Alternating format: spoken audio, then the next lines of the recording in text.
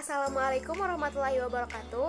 Saya Raihan dari Limanu akan mempresentasikan tugas pengantar akuntansi saya, tepatnya pada materi bab 13 akuntansi UMKM. Pengertian UMKM.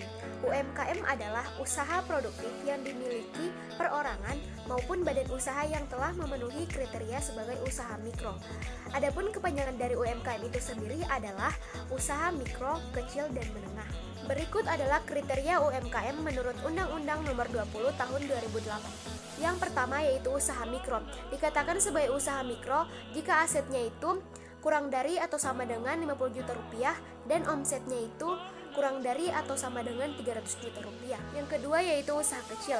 Dikatakan sebagai usaha kecil jika asetnya itu mencapai lebih besar dari 50 juta rupiah dan lebih kecil atau sama dengan 500 juta rupiah. Sedangkan untuk omsetnya itu harus lebih besar dari 300 juta rupiah dan lebih kecil atau sama dengan 2,5 miliar. Dan yang ketiga adalah usaha menengah.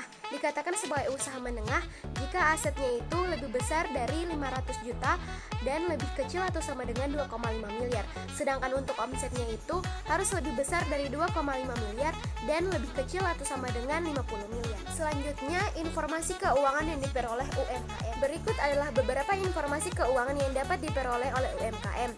Yang pertama adalah informasi keuangan UMKM, yang kedua adalah informasi penghitungan pajak, yang ketiga adalah informasi posisi dana UMKM, yang keempat informasi perubahan modal pemilik, yang kelima informasi pemasukan dan pengeluaran kas, yang keenam informasi perencanaan kegiatan, dan yang ketujuh atau yang terakhir adalah informasi besaran beban.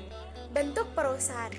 Adapun bentuk-bentuk perusahaan yang dimiliki oleh UMKM adalah sebagai berikut. Yang pertama adalah perusahaan perseorangan, yaitu perusahaan yang dimiliki oleh satu individu saja. Dan yang kedua adalah perusahaan persekutuan, yaitu perusahaan yang dimiliki oleh dua atau lebih individu atau yang biasa dikenal sebagai partner yang bersepakat untuk mendirikan perusahaan. Dan yang ketiga adalah perusahaan perseroan terbatas atau biasa dikenal dengan PT, adalah perusahaan yang setoran modalnya terdiri atas saham-saham. Selanjutnya kita masuk kepada ragam transaksi di UMKM. Yang pertama yaitu transaksi barter. Dalam transaksi barter ini terbagi menjadi dua jenis, ada barter produk dan barter jasa. Dan yang kedua adalah transaksi hibah pemerintah. Transaksi hibah pemerintah ini juga terbagi menjadi dua jenis. Yang pertama adalah penerimaan hibah aset dan yang kedua penerimaan subsidi. Akuntansi perusahaan perseorangan. Adapun topik dalam akuntansi perusahaan perseorangan adalah sebagai berikut.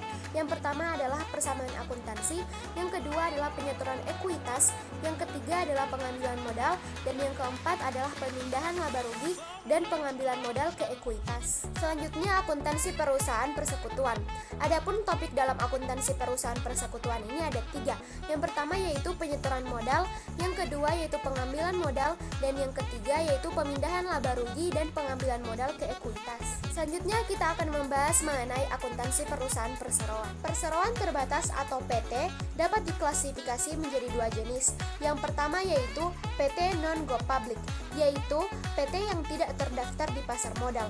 Sahamnya tidak dapat dijual secara bebas kepada para investor. Dan yang kedua adalah PT go public, yaitu PT yang terdaftar di pasar modal.